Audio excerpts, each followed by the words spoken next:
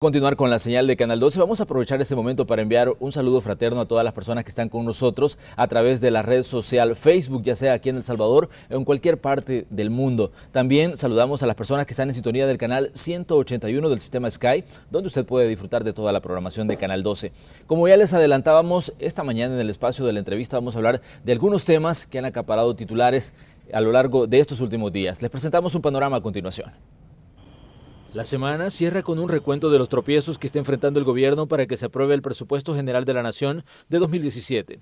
Los partidos Arena, PCN, Gana y PDC no están convencidos de dar sus votos para un plan de gastos que consideran está desfinanciado. El presupuesto puede ser aprobado con una mayoría simple, 43 votos, pero la deuda para cubrir los gastos requiere necesariamente de una calificada, 56.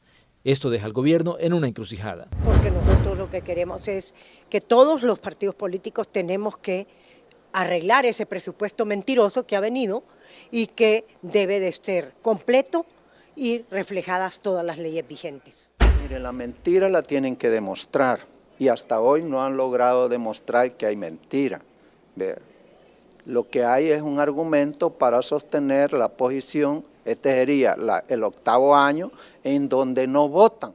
El partido oficial dice que hay una serie de situaciones que están afectando las proyecciones de gastos. Primero, los impuestos no cancelados producto de la evasión y la elusión. Señalan también que las resoluciones de la Sala de lo Constitucional han impedido que ingresaran a las arcas del Estado 1.088 millones de dólares.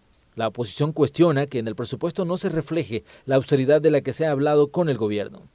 El FMLN dice además que el partido Arena busca asfixiar al gobierno a fin de decastarlo previo a las próximas elecciones municipales y legislativas. El que vota con 43 votos debería de declararse o ir a presentar una inconstitucionalidad, porque es inconstitucional un presupuesto que no tiene el reflejo de todas las leyes vigentes. Por aquí el punto es que este es un mecanismo ya no de justicia ni de doctrina constitucional, sino que muchos, 4 abogados fundamentalmente actúan por agenda política partidista. El 6 de diciembre, el presidente de la República en cadena nacional habló de la situación económica del país y dijo que el año cierra con un crecimiento del 2.5%, el porcentaje mayor en los últimos 16 años. Señaló que lo que vive El Salvador hoy es producto de malas decisiones como la privatización de las pensiones, la corrupción y el endeudamiento irresponsable. Pero siempre en temas económicos hay otro tema que ha saltado en esta semana. El Consejo Nacional del Salario Mínimo aprobó un ajuste de ingresos para quienes devengan este tipo de salario. La decisión fue tomada por una recién electa representación del sector laboral y el gobierno, más no por el sector empresarial, que no participó de la reunión. Para el sector comercio, este salario llegará a $300, para la maquila $295 y para las áreas agrícolas $224 y $200 respectivamente. Estamos preparados para cualquier recurso y no creo que la Sala de lo Constitucional o la Corte Suprema de Justicia vaya en contra de algo que para los trabajadores, en este caso el ajuste salarial, se revierta. Los empresarios han reaccionado y dicen que no están de acuerdo con la disposición que entrará en vigencia a partir del 1 de enero de 2017. Dicen que esto afectará la rentabilidad e incluso muchos pensarían migrar, aunque en la región centroamericana El Salvador es el país que paga menos en las tablas de salario mínimo. Pero hay otros temas a nivel jurídico. Este ha sido un año en el que la corrupción ha pasado a primer plano. Se han incrementado las investigaciones por enriquecimiento ilícito e incluso se dio la primera condena contra un exfuncionario del gobierno. También, este ha sido un año en el que magistrados de la Sala de lo Constitucional han denunciado amenazas a muerte de parte de simpatizantes del partido oficial y acoso por parte de elementos de la Fuerza Armada.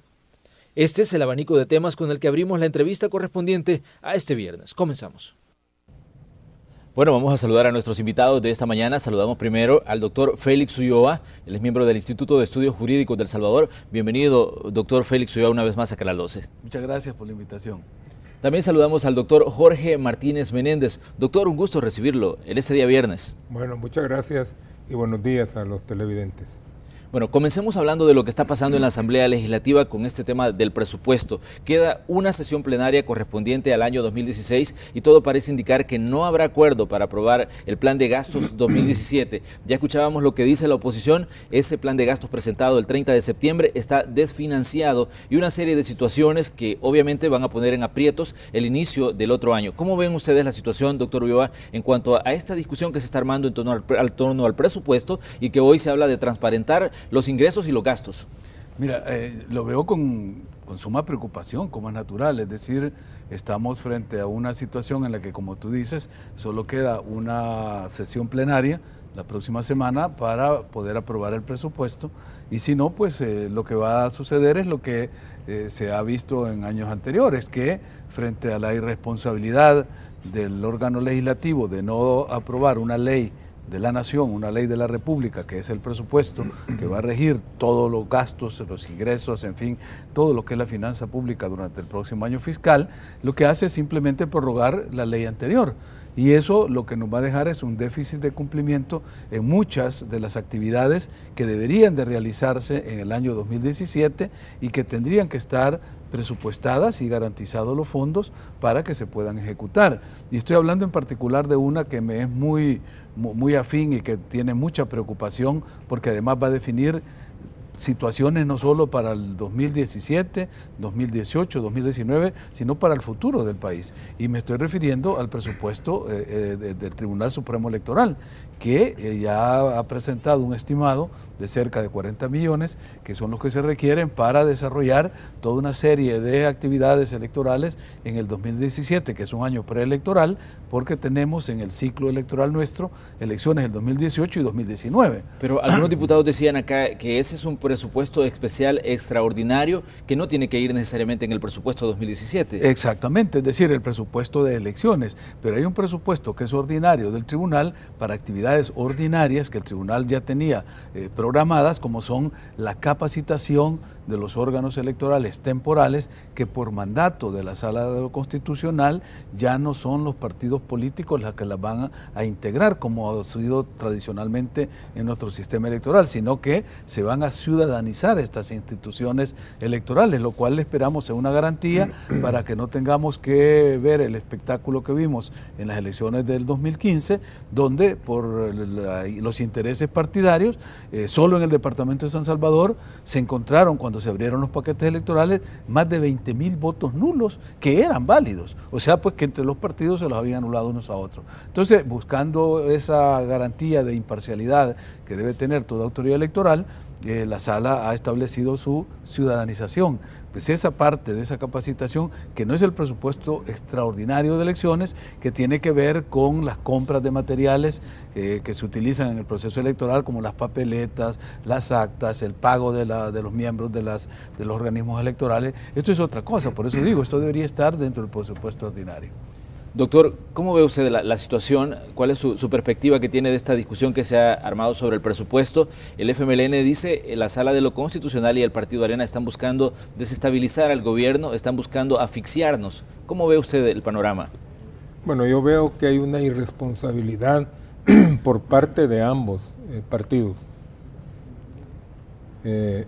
Tenemos una situación de endeudamiento que no solamente es producto de las malas gestiones financieras de este actual gobierno, sino que de los anteriores también. Pero cuando uno tiene deudas, uno tiene que ir viendo cómo sale de las deudas. Hay una regla básica de la economía que se aplica al Estado y aún a la economía del hogar, que no se puede gastar más de lo que se gana. Entonces, un presupuesto es una herramienta de planificación que presupone que yo voy a tener X ingresos y presupone cuáles van a ser los gastos también. Pero cuando se excluyen algunos gastos que ya se sabe que se van a efectuar, ya el presupuesto ya no es un presupuesto completo. Y como herramienta de planificación es un documento que no nos sirve. En el presupuesto hay un vacío enorme en este presupuesto para el 2017, y es que los partidos no le han querido entrar al ahorro, a la austeridad prometida por el presidente Sánchez Serén el día que tomó posesión, el 1 de junio del 2014, que él dijo que iba a haber austeridad y él lo prometió. Pero al pueblo le indigna el cinismo de los políticos que sin importarles que la opinión pública esté en contra, ellos quieren andar en carros nuevos, con combustible, en viajes, pagando seguros médicos hospitalarios carísimos, pero al pueblo no se le informa. Al pueblo se le crean impuestos y la recaudación, yo quiero decirle que en algo tienen un buen ministro, que es el ministro de Hacienda, que en el aspecto de recaudación ha sabido recaudar bastante. Pero lo que pasa es que se recauda más, pero todavía el gasto aumenta aún más. Si se van a entretener para hacer un buen presupuesto, mejor que se tomen su tiempo. Y no porque estamos llegando ya al fin de año y que ya va a ser la última plenaria de la Asamblea, van a aprobar cualquier cosa. No, que aprueben un presupuesto responsable. Porque en esta época uno se desea feliz Navidad y próspero Año Nuevo. ¿Pero cuál próspero? Si uno ve ahí, por ejemplo, en las redes sociales circula cuáles son los aguinaldos y estipendios de fin de año que altos funcionarios de Estado perciben. Y andan entre aguinaldos y bonos de $12,000 para arriba. Entonces dice uno, bueno, pero es que así las cosas no van a caminar. Aquí debería regularizarse incluso cuánto gana un funcionario en una ley de salarios. Que ningún funcionario público, ni de autónoma, ni municipal, ni nada, pueda ganar más que el presidente. Porque ahí en esos pagos que aparecen, el que menos gana es el presidente, con 12,000 y pico como aguinaldo. Y de ahí hay unos que llegan casi a los 18,000. Pero tenemos que arreglar eso, porque si no, no vamos a salir del hoyo, sino que se va a ir haciendo más grande ese hoyo. Pero ¿cómo ve usted, doctor Ulloa, que de repente algunos partidos les ha dado un ataque de sinceridad y dicen, es que mire, los presupuestos de los últimos 30 años han sido mentirosos, no han reflejado el nivel real de ingresos ni han reflejado el nivel real de gastos? Exacto, lo que está sucediendo ahora, como lo hemos visto en otras áreas, hay hemos dicho, una especie de eclosión informativa, de un glasnost salvadoreño, y entonces al abrirse estas compuertas de la verdad que estaban cerradas para la opinión pública, porque ahora tenemos el acceso a la información de muchas instituciones del Estado, a información que antes se nos ocultaba y que ahora incluso se sigue ocultando, pero tenemos el recurso del Instituto de Acceso a la Información Pública. Entonces se están descubriendo muchas cosas que se mantenían ocultas en el pasado. Como han dicho estos políticos, esto no es una práctica novedosa, esto se ha venido haciendo reiteradamente, y como no estábamos informados debidamente, pues no había reacción ciudadana. Ahora que la ciudadanía se está dando cuenta cómo se ha administrado el patrimonio de los salvadoreños a través de una hacienda pública bastante opaca, entonces ahora hay reacción, y por eso es que estamos demandando de que sean más responsables los que toman las decisiones, y que son esas personas que nosotros elegimos como nuestros representantes en el órgano legislativo. Ahora, yo no sé, Jorge, si tiene confianza en que van a cambiar ahora entre hoy y el mes de enero, febrero, para hacer un presupuesto responsable, porque si no lo han hecho desde el mes de septiembre, que están obligados a empezar a discutir el anteproyecto de esta ley de presupuesto, y no lo van a hacer en una semana que queda, porque sería, como tú dices, irresponsable tomar una decisión solo para salir con una ley que no está bien elaborada o que no cuadran los ingresos con los ingresos. ¿Cuál sería esa expectativa de que van a cambiar si son las mismas personas las que lo van a discutir? Excepto que viniera, como en otras áreas de la vida nacional, una voz desde fuera que ordenara, miren, pónganse de acuerdo en el presupuesto y hagan un presupuesto equilibrado. Esa voz ha estado ahí hablando del tema fiscal, y es el Fondo Monetario Internacional, que están diciendo, miren señores, ordenen las finanzas. Y que ya viene de nuevo, creo que ya vino, ya está aquí. De hecho, esta semana, en estos últimos días, se habla de que algunas reuniones en Casa Presidencial se han suspendido porque hay encuentros bilaterales entre la representación del gobierno, la representación del Partido Arena, con funcionarios del Fondo Monetario Internacional, con la delegación y que viene con muy malas noticias para nosotros, porque viene ya con una propuesta de incremento del IVA al 15% y otras medidas que van a seguir golpeando la economía de los sectores populares, sobre todo, ¿no? Doctor, ¿se puede hablar de austeridad realmente? Porque hemos escuchado el discurso político que dicen, bueno, miren, vamos a reducir incluso los salarios de algunos funcionarios para ahorrar. Hemos escuchado que dicen, mire, en la Asamblea Legislativa nosotros nos vamos a ahorrar 1,5 millones, vamos a tratar de hacer eficientes los gastos que se hacen acá. ¿Se puede hablar de austeridad realmente? Mire, yo no creo que ninguno de los dos partidos lo quiera, porque ese 1,5 millones de la Asamblea dice, es 1,5 millones que no ha estirado. La Asamblea paga como 6 millones de un seguro médico hospitalario para 5.500 personas. ¿Cómo se proyectan 84 diputados a 5.500 gentes? Si en este periodo de crisis lo que quisiéramos oír es, bueno, miren, el ministro de Hacienda ya cuantificó y dice que el Estado en sus distintos órganos está pagando como 50 millones de dólares anuales en seguros médicos privados. Bueno, ¿por qué no se dice, bueno, mire, aquí están 50 millones que nos vamos a ahorrar? Vamos a prohibir legalmente que, habiendo un seguro social, el empleado público necesite de andar contratando seguros médicos privados. Eso no lo hemos escuchado, vamos a prohibir la compra de vehículos el otro año, vamos a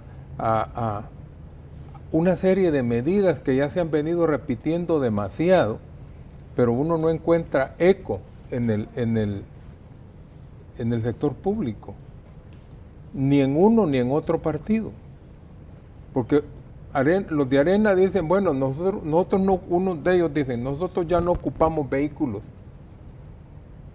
Pero, ¿por qué no promueven un decreto en el que digan, miren, hay una empresa que evalúa los carros, ¿verdad? Y los evalúa baratos? Entonces, que los manden a evaluar los carros de los diputados y que el valúo que haga esa empresa, que ya es barato, que a la mitad se los vendan los diputados, ¿no? Y que a ellos y a los demás funcionarios públicos, y que a ellos les corresponde el mantenimiento, les corresponda la compra de combustible. Pero es que en los momentos de crisis hay que quemar las naves, hay que hacer cosas de emergencia, pero no estamos viendo medidas emergentes aquí en nuestro país y al pueblo no se le dice nada, porque si sabemos de que tenemos una X deuda, el pueblo, que es el que manda, debería saber, miren, vamos a pagar la deuda en tantos años. Se supone que se va a ir reduciendo ese déficit fiscal en vez de irse incrementando. Pero aquí, por ejemplo, en estos últimos 7 años dicen que se han creado 45,000 nuevas plazas de trabajo. Bueno, a la Corte llegó un presidente que duró pocos días, pero en los días que estuvo habían congeladas 600 plazas por hacer un ahorro de salarios, y las nombró en los días que estuvo, nombró los 600. Entonces, bueno, esas son cosas diciendo, bueno, esta es una sinvergüenzada, ya es corrupción, porque malgastar así el dinero escaso de un pueblo ya es corrupción, y uno no ve de parte de ningún partido político que haya el deseo mínimo de combatir la corrupción, la cual no se está combatiendo. Perseguir a unos cuantos corruptos no es combatir la corrupción. Combatir la corrupción significa cerrar los portillos, cerrar el arca abierta para que ya no sigan pecando los corruptos. Porque si las cosas siguen así, estos que están ahora se van a corromper y los que vengan a futuro también se van a corromper. Doctor Vivar, ¿cómo ve usted la justificación del gobierno cuando dice, miren, parte de los problemas que tenemos es el alto nivel de evasión y de elusión, y eso pues nos está pasando factura, los ingresos del gobierno no son suficientes para cubrir las necesidades que existen? Esa es una verdad meridiana, o sea, no es una justificación, es una simple explicación de un fenómeno que lo venimos padeciendo también desde hace mucho tiempo. Es decir, la evasión ha sido una práctica de las grandes empresas, de los grandes contribuyentes que buscan evadir el pago. Pero como ya ¿por qué Hacienda no actúa? A esa parte vamos, es decir, primero la evasión, que ya está calificada como una conducta ilegal, pero luego viene la elusión, que son esos portillos, lo que dijo Donald Trump en Estados Unidos. Sí, dijo, yo he usado la ley para no pagar impuestos, pero no he cometido delito. Claro, no hay evasión, hay elusión, usar los mecanismos legales para no pagar. Pero aquí viene la pregunta también, ¿qué se hace para cerrar lo que dice Jorge, esos portillos, esos espacios por donde se cuelan estas conductas y estas actitudes evasivas? Y ahí es donde nos preguntamos, porque hemos visto discusiones, debates, incluso hay propuestas de que se meta a la cárcel a los evasores, de que se dupliquen las multas, en fin, que se cree un cuerpo fiscal para ir a buscar en las empresas, sobre todo los grandes evasores. Aquí hay unos contribuyentes que, según los cálculos conservadores que se han hecho, pasan de los 1.000 millones anuales, lo que el Estado deja de percibir por estos huecos legales por donde se filtran estas dos conductas, la evasiva y la elusiva. Entonces, la pregunta es, ¿hasta cuándo vamos a reaccionar frente a eso? Porque simplemente se necesitan 43 votos para aprobar una ley o modificar la normativa actual y cerrar esas vías de escape. Pero, ¿dónde están esa resistencia? ¿O dónde está verdaderamente ese discurso? ¿O dónde realmente esto es una gran política pública que requiere de un gran acuerdo fiscal? Porque entendemos que detrás de los grandes evasores y de los que eluden el pago de los impuestos, hay fuerzas y poderes fácticos muy poderosos que están justamente actuando en las arenas legislativas, en los espacios de discusión y debate legislativo, justamente para detener eso. Es sabido que grandes empresas tenían funcionarios dentro de la Asamblea Legislativa que estaban atentos a que no se fuera a aumentar el impuesto para tal bebida alcohólica, que no se fuera a aumentar el impuesto para los cigarrillos. Es decir, habían lobistas ahí, llamados lobistas, entre comillas, que estaban justamente pendientes de defender esos intereses de estas grandes empresas para que no fueran gravadas como se debe grabar este tipo de productos, que son los que tienen los más altos impuestos en cualquier sociedad. El doctor Martínez decía, en tiempo de crisis hay que quemar las naves. ¿Se está haciendo eso?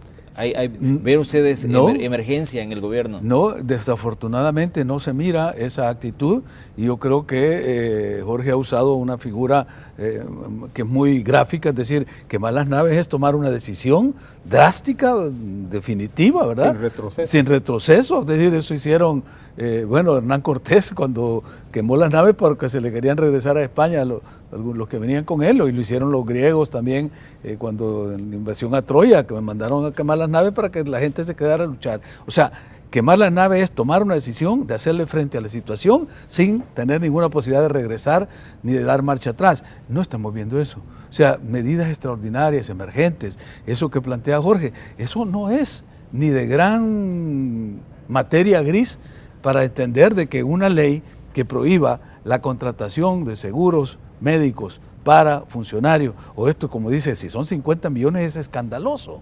Eso es escandaloso, pero ¿cuántos intereses de las grandes corporaciones están de por medio para que eso se dé? Es decir, no se van a comprar vehículos durante el año 2017 y toda la partida que hay para compra de vehículos queda legalmente prohibida.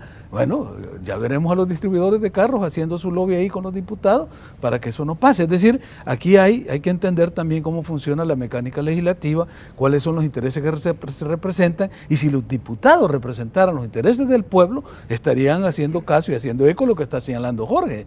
Pero ellos tienen un oído para el pueblo, pero tienen otro oído para quienes les facilitan algunas prebendas o algunas situaciones de ventajas o le financian campañas, en fin, hay toda una serie de intereses que se mueven tras bastidores que son los que al final salen imponiéndose, y por eso vemos que no avanzan las agendas que tienen temas eminentemente populares que benefician al pueblo. Los tanques de pensamiento, Fusades y Funde, han hablado sobre los temas presupuestarios. Fusades decía, miren, es necesario que se reforme ese proyecto que fue presentado el 30 de septiembre. Y Funde decía, señores, dejen de tirarse la pelota, esto es un problema que ustedes tienen que resolver, todos los políticos. Pero ¿cómo ven ustedes que se ha escuchado en algún momento a estas entidades que han estado hablando sobre temas presupuestarios y alertando? Porque de hecho el análisis que hacía Fusades decía, ahí hay un déficit que va a superar los $1.000 millones. dólares, es decir, dinero que no está reflejado. Y Funde decía también, miren, esta situación es grave. ¿Cómo ven ustedes la actuación no solo del partido oficial, sino de toda la clase política que está representada en la Asamblea Legislativa? Bueno, a mí me parece que, principalmente los dos partidos grandes están dejando que la cosa cada vez vaya peor. Hay un viejo dicho cubano que dice, qué buena que está la cosa de tan mal que se está poniendo. Y da la impresión de que el Frente no hace nada como gobierno porque las cosas vayan mejor, porque lo que está haciendo es culpar a Arena y a la Sala de que todo le está saliendo mal por culpa de Arena y por culpa de los Cuatro Magníficos.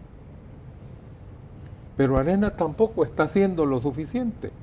Quiere que la cosa vaya mal para que el Frente también pierda la próxima elección porque ha hecho un mal gobierno. Entonces como que ambos tienen ese lema, ese viejo dicho cubano en mente, ¿verdad? Qué buena que está la cosa de tan mal que se está poniendo y se están haciendo las barbas que el esqueleto de un país ya sin carne se lo va a tomar uno o el otro. No, si es que no es cuestión de buscar quién es el culpable de que el país se hunda. No, es que la cosa responsable sería de que el país no se hunda. A mí me gustaría que el concepto griego de la política fuese tomado por nuestros dirigentes políticos, ¿no? Los griegos decían de que la política es el arte de gobernar y que es un área exclusiva de aquellas almas nobles que han encontrado el punto de la virtud y que el interés individual del político está comprendido dentro del interés general. Pero aquí no, uno ve que el interés del país, de la gente, no es el interés de los políticos. Primero está el interés partidario, el interés personal de los cúpulas dirigenciales o de los sectores que tutelan. Después está el partido y el país no, el país es el botín de guerra del que llega a ocupar un cargo de poder. Si es que la corrupción aquí es generalizada y nadie la combate. Aquí con eso del FODES están molestando a los municipios, pero los municipios se malgastan ese dinero y hasta ahora nadie ha puesto restricciones. Dinero malgastado.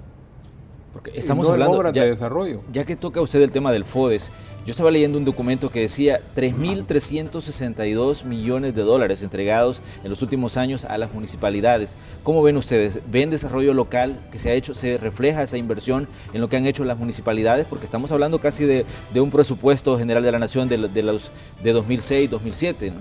Bueno, mira, si ha habido alguna mejoría en los municipios ha sido la vida de los alcaldes, de los concejales, de los síndicos que usaron el FODES justamente no para lo que era para promover programas de desarrollo local. Han pasado a mejor vida los funcionarios locales, pero se aumentaron las dietas, se aumentaron los salarios, es decir, como dice Jorge, se hizo un mal uso de un recurso que estaba bien concebido porque era hacer un traspaso al poder local, no solo de la capacidad de decisión, en la toma de decisiones para beneficio de las comunidades, sino en proveerle recursos propios para que no estuvieran dependiendo del gobierno central. Pero yo creo que nos pasó como cuando se hizo la reforma agraria también, que se dieron tierra, unos sementales de $30,000, los destazaron, hicieron barbacoa, porque les das el recurso pero no les das la capacitación, les das el medio pero no les enseñas cómo utilizarlo. Entonces simplemente haberles hecho esa transferencia de ese porcentaje del presupuesto nacional sin haber establecido capacitaciones, mecanismos de control, de supervisión, de seguimiento y poniendo límites y aprobando, es decir, que la entrega hubiese sido bajo propuestas de desarrollo de proyectos, pero simplemente le toca tanto a cada alcaldía y ahí va el dinero. Eso lo que ha hecho es otra vez dejarla el arca abierta y ahí pues el justo peca, ¿no? Entonces sí, han habido mejoras personales en algunos grupos y se puede ver en los pueblos, es decir, el que pasó por alcaldía en tal periodo y cuando era la vaca gorda del FODE, pues sí, pasó a mejor vida. Bueno, vamos a ir a una pausa comercial y precisamente vamos a hablar en el próximo bloque, vamos a hablar de alcaldes. ¿Qué está pasando con la alcaldía de Olocuilta? Este alcalde de esta zona del país va a ir a juicio porque se le descubrió pues $200.000 en sus cuentas que no ha podido justificar. Vamos a hablar de esas situaciones que están ocurriendo también. Ya volvemos.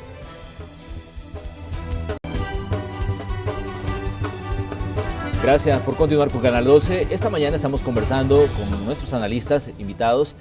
Tenemos al doctor Félix Ulloa y tenemos al doctor Jorge Martínez Menéndez. Estamos hablando de estas situaciones que han acaparado titulares y una que viene hoy en todos los medios escritos y que está también en todos los medios de comunicación es la situación de este alcalde, el alcalde de Olocuilta, quien no ha podido justificar ingresos por más de $200.000 y es el primer alcalde que va a enfrentar un juicio por esta situación. La Corte Suprema de Justicia vio el caso y ya declaró que vaya a un juicio por esta situación de los fondos, que él presentó su declaración ante probidad, pero que no pudo justificar estos ingresos. ¿Cómo ven esta situación que ha ocurrido en estos últimos días en los que vemos un incremento? De hecho, ayer un magistrado de la Sala de lo Constitucional decía, vienen más casos que todavía están en estudios y que consideramos que van a salir a la luz pública pronto, y el que ha salido pues ha sido el alcalde de Olocuilta. ¿Cómo ve usted, doctor, esta situación? Bueno, yo creo que no solo el alcalde de Olocuilta debe estar preocupado. Hay de haber muchos alcaldes y concejales o exalcaldes y exconcejales preocupados, porque desde que se les da ese fondo del FODES, que es algo así como la partida secreta de las alcaldías, ha sido una cajita de corrupción, porque no hay ninguna restricción. Se supone que ese fondo es para el desarrollo, pero ¿cuál desarrollo? Si lo que hemos visto nosotros es un franco y continuo deterioro municipal.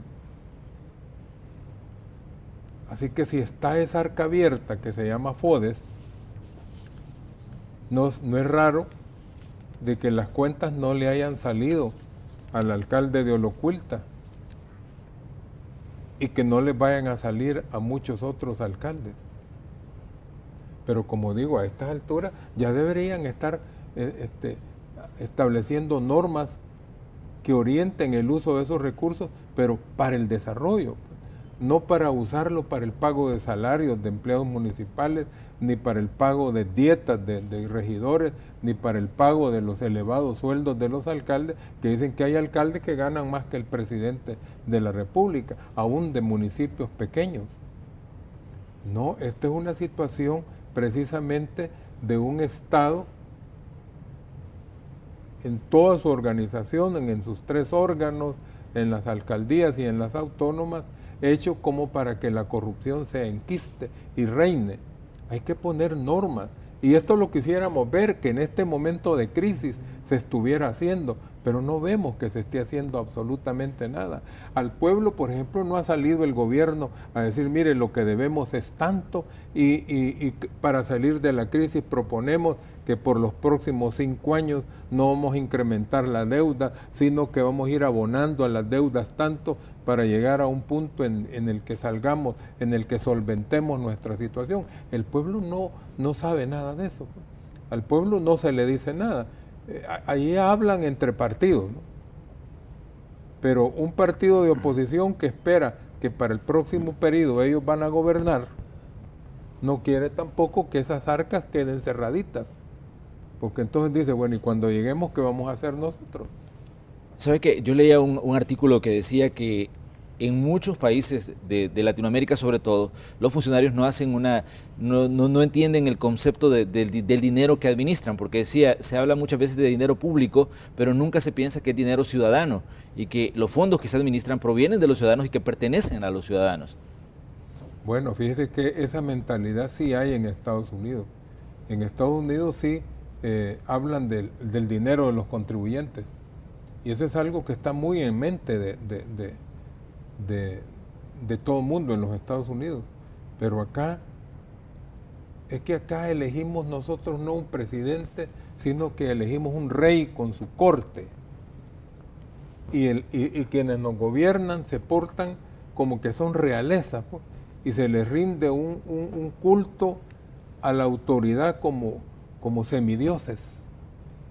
Y de paso hay religiones que andan diciendo que a los gobernantes Dios los pone, entonces realmente son como enviados de Dios, y como que nos vamos a pelear con Dios si les decimos algo. No, hay países en donde los primeros ministros van en metro a sus despachos de primeros ministros, en donde a un presidente de un país de Europa lo quitan porque aceptó pasar un fin de semana en una casa de playa de alguien en la costa del Mediterráneo sin pagarle nada por el uso de su casa de playa. Bueno, en Suecia, fíjese bien respecto a esto que dicen que hay gente que no paga impuestos. No es para justificar, porque el impuesto hay que pagarlo. Pero hay gente que dice, ¿yo para qué voy a pagar impuestos para que se lo roben?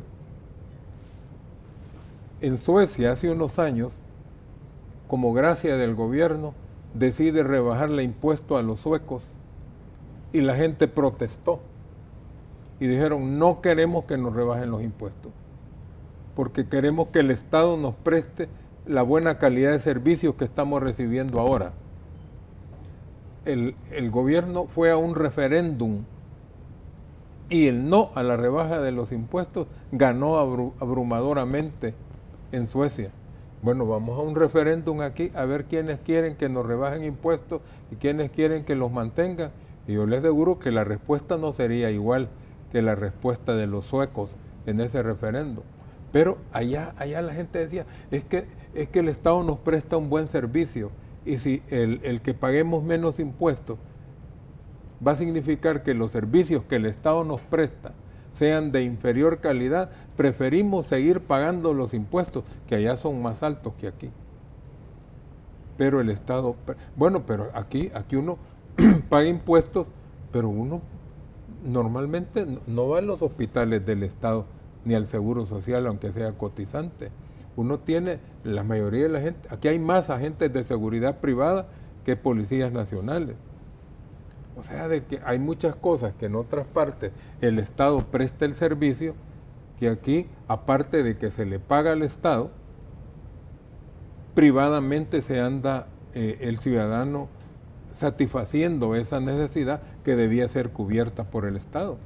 Doctor Ulloa, el 2016 ha sido pues señalado como el año del destape a la corrupción a raíz de todos los casos que hemos visto. También hemos escuchado pronunciamientos muy claros de parte de la embajadora de los Estados Unidos, Jean Mace. De hecho, ella publicaba una columna donde hablaba del combate a la corrupción y decía que en El Salvador es imposible hablar de crecimiento mientras no se frene el fenómeno de la corrupción. También escuchamos declaraciones donde decía, en este país dinero hay. La pregunta es, ¿a dónde se va ese dinero? Declaraciones que hacían algunos periodistas. ¿Cómo ve usted el 2016 en cuanto a esto, la lucha contra la corrupción y también el impulso que está tomando la transparencia? Bueno, mira, las dos cosas van unidas. La lucha contra la corrupción y el ir ampliando los espacios para que la transparencia informativa florezca son las dos condiciones que han marcado este año. Desafortunadamente no solo empezamos tarde, sino que vamos avanzando todavía a paso lento. Yo creo que las cosas cuando se hacen bien tienen que llevar un ritmo e irse consolidando de manera tal de que no nos tropecemos por querer correr. Esto no es una queja al trabajo que se está haciendo, sino más bien un llamado de atención para que se vayan sentando las bases de una política de saneamiento, no solo de las finanzas públicas, sino sobre todo la generación de una nueva cultura, una cultura informativa, una cultura de transparencia y una cultura de combate a la corrupción. Porque tan corrupto es el que se lleva un lápiz de la oficina para su casa, ¿verdad? Porque está cometiendo ya ahí un acto de corrupción, como el que se lleva 80 millones o 100 millones o lo que sea. Es decir, son grados de corrupción, pero el fenómeno y la actitud es la misma. Entonces yo creo que hay que empezar a combatirla culturalmente también. Es decir, así como estamos hablando de una cultura de paz, hay que hablar de una cultura de transparencia, de una cultura de rendición de cuentas. Aquí el problema que hemos tenido es que no ha habido esa tradición. El funcionario se ha sentido impune, ¿verdad?, parado en la inmunidad que tienen algunos cargos para poder hacer cosas que en la opacidad, en la complicidad de algunos medios de no informar hechos que se conocían, en la complicidad de un sistema financiero de los bancos que conocían, que sabían cómo se sacaban dineros, grandes cantidades en efectivo, se hacían depósitos sospechosos, lo aprovechaban para aumentar sus activos. Y hasta ahora que los bancos están reaccionando y se han pasado hasta el otro extremo, es decir, de ser cómplices y encubridores de la corrupción, hoy están pasándose incluso hasta afectar derechos de personas que no tienen nada que ver con estos fenómenos. Pero bueno, la idea es cómo encontramos el camino correcto y adecuado para combatir este fenómeno. Y da pena reconocerlo, pero la verdad es que sí es. La señora embajadora ha logrado ir poniendo en la agenda nacional y colocando dentro de la agenda incluso mediática estos temas. Y no solo porque ha tenido una retórica bastante clara al hablar con propiedad sobre estos temas, sino que además ha demostrado su capacidad de convocatoria. Porque cuando las dos partes se habían distanciado y no se avanzaba en estas conversaciones, bastó que mandara un tuit para que 24 horas después estuvieran sentados y llegando a acuerdos. Entonces, es necesario que tengamos que experimentar esta vergonzosa situación de que alguien desde fuera nos venga a sentar y a llevarnos de las orejas como niños malcriados y sentarnos para que hagamos la tarea. Yo creo que eso es lo que los políticos actuales deberían de verse en ese espejo, de que ha tenido que ser una voz foránea la que viene a poner aquí un poco de eco en situaciones que desde hace tiempo se venían diciendo, pero al decirlo instituciones nacionales o voceros locales, eran oídos sordos. Bueno, cuando ya habla alguien de afuera y con esa autoridad y que además tienen los mecanismos para obligar, porque no es que el tuit por sí mismo genere eso, sino que el tuit llevaba lecturas entre líneas que ya la estamos viendo. Acaban de suspender el financiamiento en Washington para lo de la Alianza para la Prosperidad y dicen por incumplimiento de los gobiernos del Triángulo del Norte. O sea que sí hay mecanismos, sí hay fórmula para ejercer presión sobre los tomadores de decisión nacionales, que no debería ser así, que lo deberíamos de hacer por responsabilidad propia, por obligación con el pueblo salvadoreño y no porque está encima de nosotros la espada de Damocles de una ayuda externa que se nos puede cortar si no se cumplen ciertas condiciones. Doctor Martínez, ¿cómo ve usted el trabajo que ha hecho la Fiscalía General de la República, la sección de probidad de la Corte Suprema de Justicia? Ayer me llamaba la atención la declaración que daba el magistrado Sidney Blanco. Decía que lamentaba que la sección de probidad no se haya puesto a trabajar en administraciones anteriores, en cortes anteriores, decía. ¿Cómo ve usted lo que está ocurriendo con este fenómeno y este salto que ha dado en cuanto a protagonismo la misma sección de probidad de la Corte? Bueno, yo celebro la resurrección de o el nacimiento, más bien, porque allá ha estado. Cuando Pino Cáceres era el jefe de la sección de probidad, quiso hacer uso de los derechos constitucionales que como jefe de la sección le correspondían, pero lo paró la Corte. Y hasta hace muy poco ha comenzado a obrar la sección de probidad. Y más bien fue con el cambio de los últimos magistrados, porque quisieron hacer algo los 4 magistrados de la Sala de lo Constitucional, pero con la conformación anterior de la Corte no pudieron. Pero se ve que el cambio de magistrados obró para bien y ahorita está trabajando la sección de probidad. Ojalá que esto vaya a continuar y no que cuando termine el periodo de estos 4 magistrados, todo se eche atrás. Creo que la labor del fiscal es meritoria y hay que apoyarlo públicamente porque está haciendo un buen trabajo. Pero ya vemos nosotros que hay quienes lo combaten, precisamente porque no quieren que se combata la corrupción. Ayer la Fiscalía decía, estamos en crisis, de verdad necesitamos un refuerzo presupuestario, pero con lo que está ocurriendo en la Asamblea con el presupuesto parece que esto no va a llegar de inmediato a reforzar el trabajo de la Fiscalía. Bueno, ahí donde yo creo que podría quizá la cooperación internacional focalizar la ayuda, ¿no? Porque es importante para nosotros como país que no le estamos dando oportunidad a nuestros ciudadanos, sino que la esperanza del país es que nuestra gente se vaya para el norte. Y por eso tiene razón y yo felicito a la embajadora de los Estados Unidos y yo le pido disculpas por la malcriadeza de algunos políticos de querer decir que es intervencionista. Qué bueno que haya alguien que nos diga, mire, estén en juicio, muchachos, ya no roben, dinero hay. Y sobre todo alguien que sabe lo que está diciendo. Y porque sabe de que mientras se siga destruyendo el país por quienes nos dirigen, la gente va a seguir emigrando hacia los Estados Unidos. Y ahora con eso de que ahí viene Trump, genera más miedo. Pero genera miedo porque estamos pensando en seguir velando la prosperidad de una nación extranjera en vez de decir, miren, hagamos de El Salvador un país próspero. Hagamos de El Salvador un país próspero. Yo celebro, entre otras cosas, por ejemplo, que se haya hecho ese incremento al salario mínimo, que yo creo que es digno de mencionar. No podíamos seguir nosotros con salarios de miseria, ¿no? Ni esa doble moral de políticos que mientras se pagan miles y miles de dólares mensuales, reconocen que necesitan de bonos porque la vida está cara, pero que hay un campesino que gane $98 al mes como sueldo. ¿Quién va a vivir con eso? Creo que esa es una cuestión buena que se ha dado en estos días. Vamos a hacer una pequeña pausa comercial, vamos a regresar hablando precisamente de las reacciones que se han dado a nivel empresarial sobre ese incremento al salario mínimo. Ya volvemos.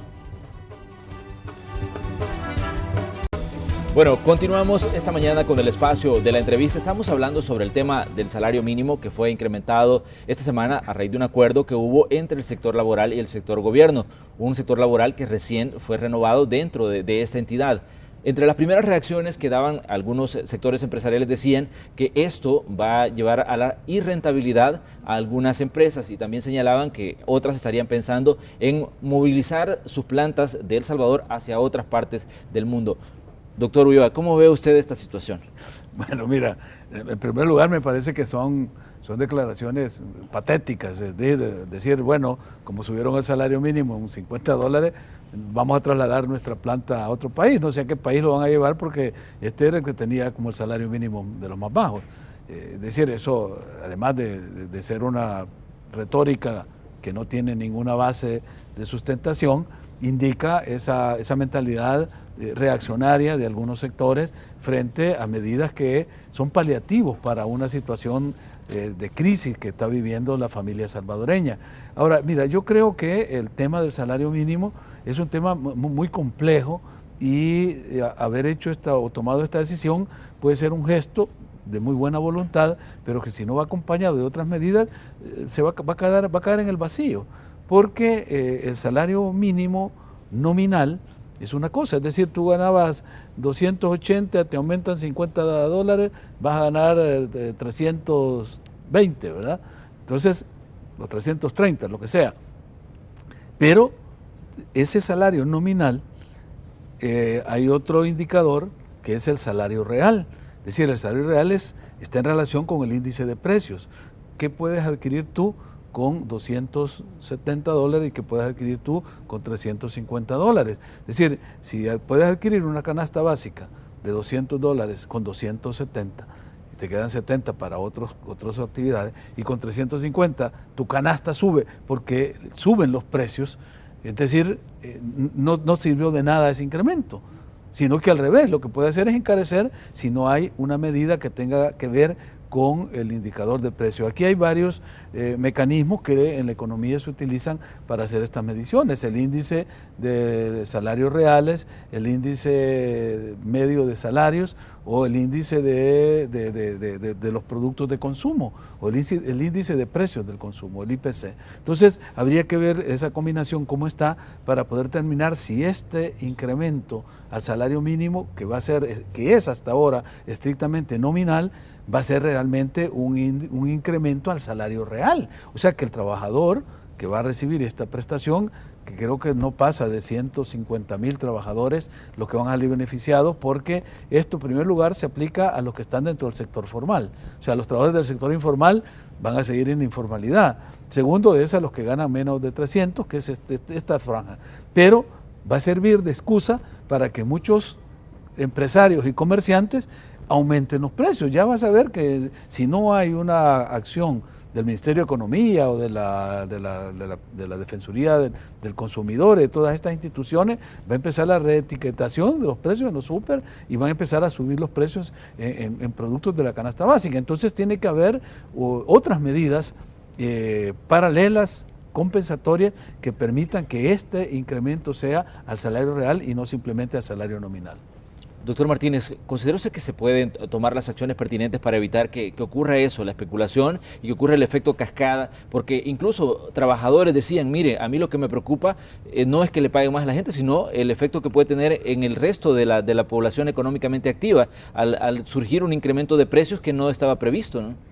Bueno, mire, yo quiero decirle de que en el 2009, y veamos la experiencia de Honduras, en el 2009 el salario mínimo hondureño rondaba por los $160. Entonces el gobierno propuso un incremento a $300, o sea, ahí el aumento sí era bastante, de 160 a $300, eran $140 más, casi como una duplicación. Y lo que se hablaba igual, ¿verdad? Va a haber cesantía, va a haber esto, va a haber lo otro y un montón de temores. ¿Qué es lo que ocurrió realmente? Lo que ocurrió es que la economía hondureña se fortaleció. Hay un indicador que usan los economistas que le conocen con las siglas de IVAE, que es el índice del volumen de actividad económica. Aumentó y Honduras creció como 4 puntos ese año. Aquí lo que va a suceder es que va a haber un crecimiento y ante los especuladores que porque se subieron los precios, ahí el pueblo es el principal censor. Aquí hay oferta y demanda. Entonces hay que ver, hay que ser inteligentes como salvadoreños y no vayamos a comprar con aquel que encarece sus precios. Y entre ese mecanismo de ley de oferta y demanda, aprovechémosla y vayamos a comprar donde nos hacen la mejor oferta. No vayamos simplemente como ciegos a comprar a donde aquel que, aprovechándose de que ha habido un incremento de salarios que aún es poco para el costo de la vida, le quiere aumentar más a sus productos. Y eso de que digan de que hay empresas que se van a ir, quien lo dice no saben. Es que trasladar una planta industrial de un país a otro, y sobre todo, como dijo Félix, si de Centroamérica nosotros somos el país que tiene los salarios mínimos más bajos. Ahí solo que se los lleven para Botswana, pero me imagino yo que ya trasladarse hasta Botswana ya sería una inversión demasiado grande. El padre José María Tojeira, al hacer un análisis del tema del salario mínimo, decía: la mejor forma de luchar contra la plaga de la pobreza es pagar salarios decentes. Y él hacía pues todo un análisis de cómo la situación de la gente de menos ingresos es en El Salvador. ¿Cómo ve usted esta apreciación del padre Tojeira? Mira, es totalmente coherente con un modelo de desarrollo aún dentro de un sistema capitalista dinámico, porque el flujo del efectivo en la economía es como la sangre que circula en el organismo. Entonces, entre mayor poder adquisitivo tienen sectores más amplios de la población, mayor capacidad de consumo, mayor capacidad de circulación hay. Pero los empresarios que todavía tienen mentalidades feudales o semifeudales son los que quisieran mantener al trabajador pagándole el mínimo, minimorum, ¿verdad? Es decir, incluso pagarles como en las tiendas de raya del pasado, que daban monedas que solo podían comprar en sus propias tiendas. Es decir, esa visión de explotación máxima del trabajo solo está en mentalidades retardatarias y, como digo, de carácter feudal. Ahora, un empresario moderno, capitalista, incluso que tenga una visión de modernización, sabe que entre más gana los sectores amplios de la población, mayor es la capacidad de consumo y mayor dinamización hay en la economía. Entonces, tener salarios adecuados, salarios justos, salarios incluso altos, permite que haya una mayor capacidad de consumo y eso agiliza la economía. Bueno, estamos llegando ya al final del espacio de la entrevista. Yo les quiero agradecer en lo particular la confianza de venir a conversar con nosotros. Siempre podemos contar con ustedes. Les agradecemos. Doctor Ulloa, gracias de verdad por estar siempre en este espacio analizando los temas de país. A la orden. Doctor Martínez, también gracias por siempre acudir a nuestro llamado. Bueno, muchas gracias, Manuel. Y yo quiero aprovechar para decirle al personal de este canal y a todo el pueblo salvadoreño que el próximo año realmente seamos bendecidos grandemente por el Señor y que el Señor obre la maravilla de que el nuevo año, el 2017, sea un año próspero. Así que para todos ustedes, amigos y amigas televidentes, pueblo salvadoreño, que tengan una feliz Navidad y un próspero año nuevo, en el entendido de que la felicidad de nosotros no debe depender de agentes externos, ni de Trump, ni de Sánchez Serén, sino que mi felicidad depende de lo que yo haga con mi vida. Que Dios les bendiga a todos. Bueno, así cerramos el espacio de la entrevista correspondiente a ese viernes 16 de diciembre. Como siempre, les invitamos a que continúen con la señal de Canal 12, porque ya venimos con la segunda parte de Noticiero Hechos.